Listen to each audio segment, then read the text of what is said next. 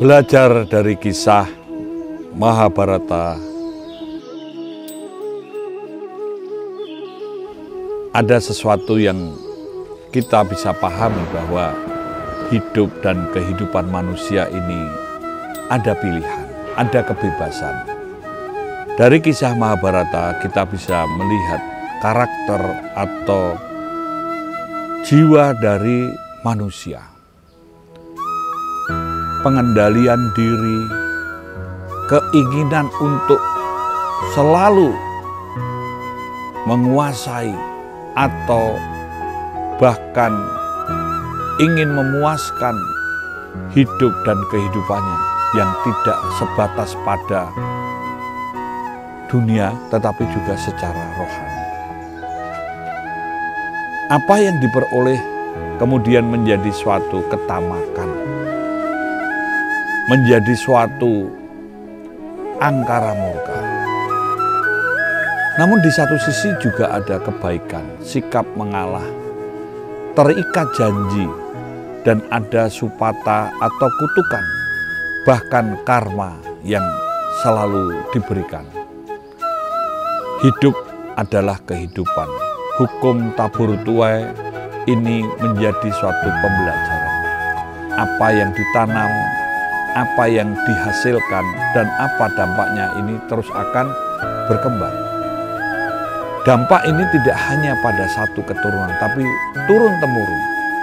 Bahkan bisa melibatkan lingkungan dan banyak orang.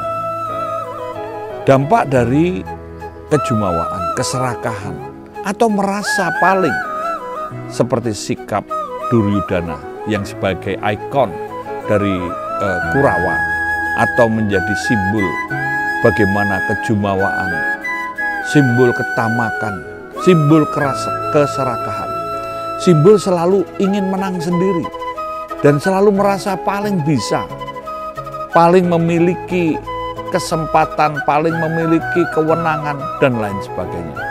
Bahkan tatkala dijelaskan hak atas tahta Hastinapura pada Yudhistira atau para Pandawa, maka segala cara dilakukan bagaimana memusnahkan Pandawa itu. Dari sejak kecil, dari sejak anak-anak, dari meracun Bima, memberikan perintah yang aneh-aneh dan lain sebagainya. Namun demikian kebenaran akan tetap di jalan Tuhan. Kalau kita melihat semakin didiskriminasi, semakin diserang, semakin dijatuhkan, Pandawa semakin memiliki kedikdayaan yang sangat luar biasa. Iri hati, dengki, ini pun juga menjadi penyebab atas hidup yang tidak berbahagia. Setelah Hastinapura dibagi dan Pandawa mendirikan Indraprastha, kembali iri dengki dari para Kurawa. Mereka ingin juga menguasai. Sangkuni pada kisah Mahabharata sebagai paman Pandawa, kakak dari ibu Pandawa, Dewi Gandari, memang begitu mencintai adiknya, ingin membahagiakan, ingin memberikan keduniawian kepada Gandari dan anak-anaknya. Sehingga dia melakukan apa saja untuk mencapai cita-citanya, termasuk dengan perbuatan curang, dengan trik dan intrik. Kisah ini juga ditunjukkan pada kisah yang berkaitan dengan pembakaran Pandawa dan ibunya Dewi Kunti. Namun masih diselamatkan dan Pandawa juga berhasil muncul kembali memenangkan sayembara memperebutkan Dewi Drupadi. Pada kisah perebutan Indraprastha pun akhirnya Sangkuni merancang dengan cerita Pandawa Dadu. Nah, disinilah muncul kembali bagaimana menjebak Yudhistira untuk terikat akan janjinya. Dan dia terus mempertaruhkan hingga adik-adiknya dan istrinya. Disitulah kejumawaan para Kurawa muncul, ingin menelanjangi Drupadi. Namun pada saat itu Drupadi tidak bisa ditelanjangi. Dan kain yang ditarik oleh Dursasana terus ada hingga Dursasana melemah, terjungkal jatuh kelelahan.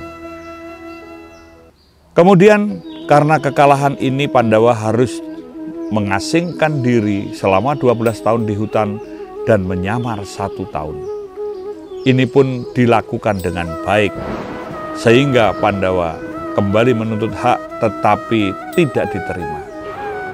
Bhisma yang agung, Basudewa Krishna berusaha untuk mencegah perang ini terjadi.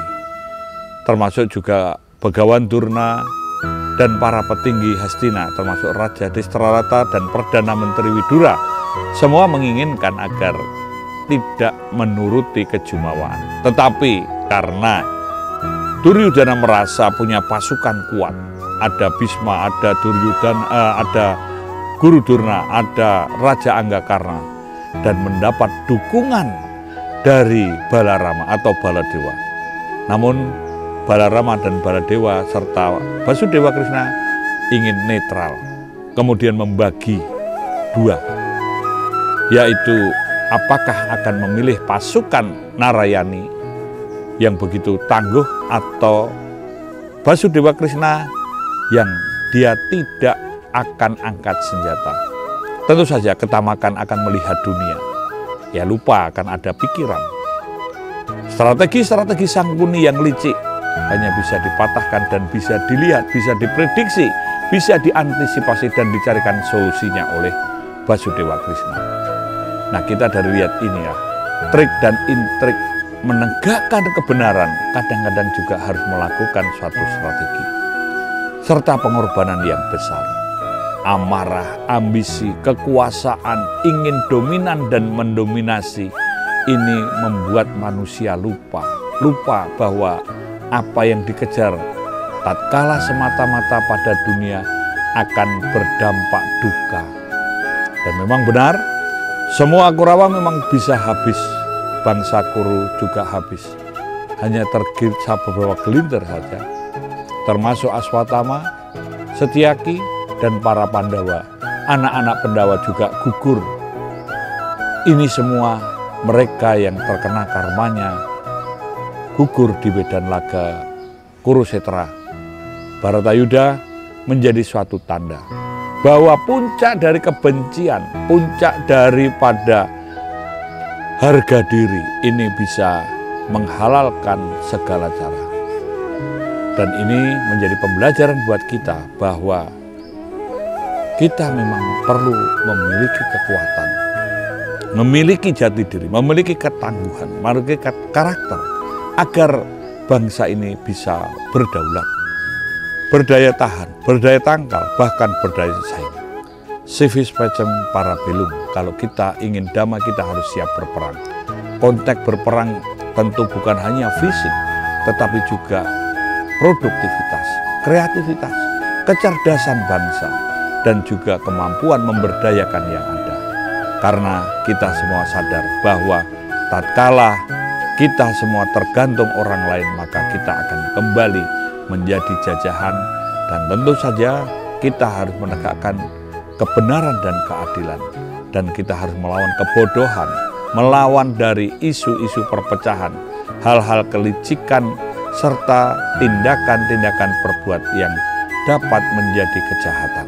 Karena itulah manusia memang harus berpikir untuk bertahan hidup, tumbuh, dan berkembang pada konteks keteraturan sosial, patuh hukum, dan ada suatu transparansi, konteks akuntabilitas, dan serta kita sadar.